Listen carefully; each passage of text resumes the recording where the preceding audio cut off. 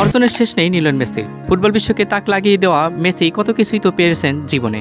ফুটবলের সর্বোচ্চ পুরস্কার ফিফা বিশ্বকাপও জিতেছেন। ব্যক্তিগত সাম্রাজ্যের পুরস্কার ব্যালন ডি'অরও জিতেছেন 8 বার।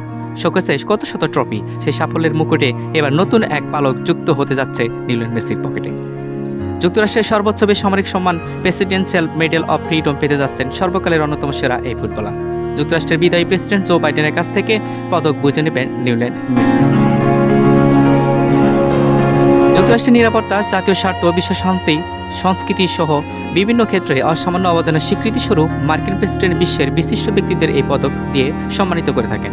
হোয়াইট হাউস মেসিকে পুরস্কারের জন্য মনোনীত করার কারণ হিসেবে শিশুদের জন্য তার দাতব্য কাজের কথা উল্লেখ করেছেন।